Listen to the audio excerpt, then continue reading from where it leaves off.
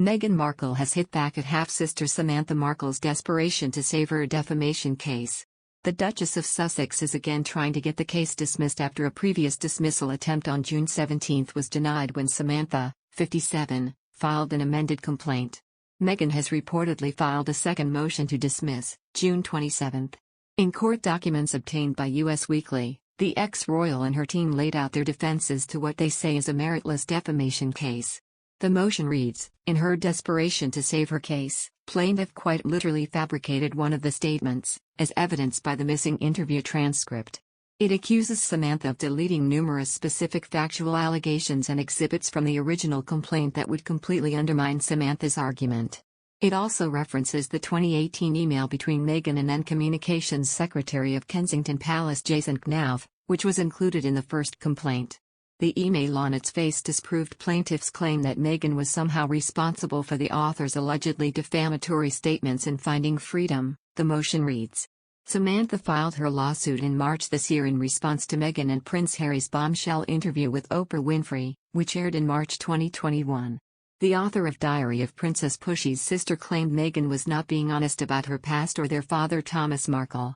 Her lawsuit claimed that what Meghan said hurt sales of her autobiography, prevented her from getting jobs and caused emotional and mental distress. It also said Meghan's rags to royalty narrative was not true, and hit back at Meghan's claim she was an only child. In the Oprah interview, Meghan said, I grew up as an only child, which everyone who grew up around me knows, and I wished I had siblings. I would have loved to have had siblings.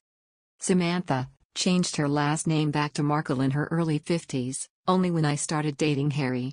So, I think that says enough. Another news, last year, it was announced that Prince Harry is set to release an intimate and heartfelt memoir about his life. Although the contents of the book remain unknown, it is expected to cause added controversy between the prince and the rest of the royal family.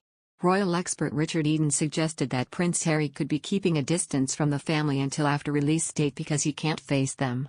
Palace Confidential's host Joe Elvin asked Mr. Eden, what could he, Harry, do at this point to bridge the gap in the feud?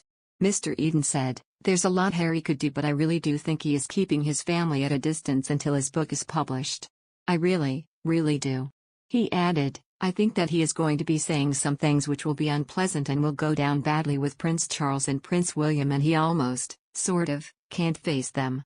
I think that partly explains the awkward situation we had during the Jubilee and why they didn't want to spend time with each other. No actual publication date has ever been confirmed, but it was previously expected to be released in 2022. This date, however, is looking to be pushed back. Speaking previously about the memoir, Harry said, I'm writing this not as the prince I was born but as the man I have become.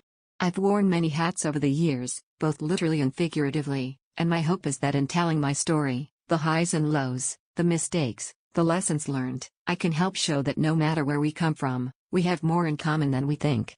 I'm deeply grateful for the opportunity to share what I've learned over the course of my life so far and excited for people to read a first-hand account of my life that's accurate and wholly truthful. Earlier this month, Meghan and Harry returned to the UK for their first official visit since they decided to step down as senior royals. Aside from ongoing tensions within the family, the Sussexes did visit the Queen over the Jubilee weekend, with their two children. The visit was the first time that the 96-year-old got to meet, in person, her namesake great-granddaughter, Lilibet, who celebrated her first birthday over the Jubilee weekend. It was also the first time the Queen got to see Archie, the couple's 3-year-old son, since he moved with his parents to the US. The couple didn't make many appearances at the Jubilee and reportedly flew home to the US before the celebrations had concluded.